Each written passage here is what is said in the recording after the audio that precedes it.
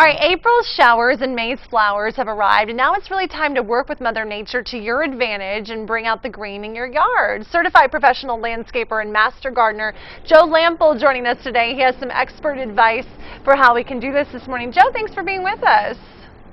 Oh, you're so welcome. Thanks for having me. Off the bat, why do you think many of us have this kind of love-hate relationship with our landscape?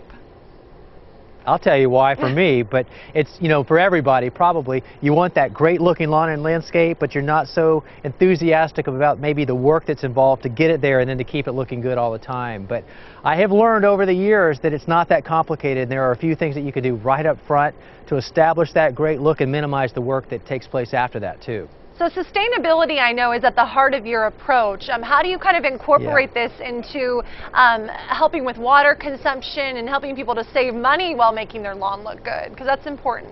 Yeah, you said it. That's what it's all about for me, and that's, to pick the right plant for the right place, because when a plant is growing in its preferred environment, it's going to be a lot happier and it's going to thrive. So the way that we do that, well, we look around in nature and you think about what you see that looks so beautiful and lush, and yet no one's out there watering it, no one's out there fertilizing it or doing anything like that. So those are the plants that have adapted and evolved to just ideal conditions, and that's the plants that you want to put in your landscape. So thankfully, nursery professionals have propagated those kind of plants that we can go buy and put them in our landscape.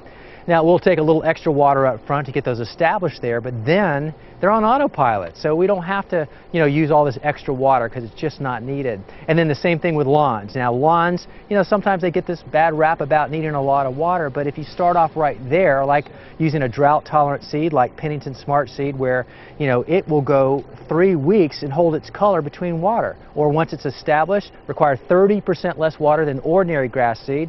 So right there, you're saving a lot of water and giving yourself some more time back to your landscape to help you love it rather than have that sort of that hate relationship going on. I think people are worried about using water inefficiently when landscaping and when trying to maintain their garden. Are there easy methods to properly use water in our yard and make the most out of it? Well, I hope they are a little bit concerned about the water consumption that goes into a landscape, because first of all, it doesn't need to be as much as we tend to put on our lawns and landscapes. For example, most lawns, most plants only really need about 1 inch of water per week, and yet we seem to apply a lot more than that. So a couple of easy tips there to help cut down on the usage is to just water at the right time.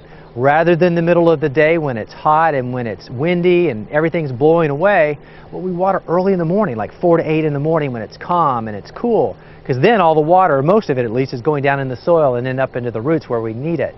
And then how much water? Well, like I said, 1 inch of water per week, but you don't need to do that every day. You need to just do it a couple times during the week, maybe twice a week, and slowly and infrequently. That's your goal there, because that will help promote deep root growth, which makes everything more drought tolerant. And lastly, water conservation, it's huge, so you want to keep as much of the water that you're using on target. So we don't need to be watering our sidewalks or our driveways. No point in that. Plus, whatever runoff takes place there, that's not good. Just keep the water on target. So that's some easy things that we can do to really cut down on the work and save the resources. Fantastic. Thank you so much for the great tips today. Where can we find more information on everything you just talked about? Yeah, definitely check out penningtonseed.com, because there's so much appropriate information there for everything we talked about today and a lot more. Okay, perfect. Joe, thank you so much. Have a great day. You too. Thank you.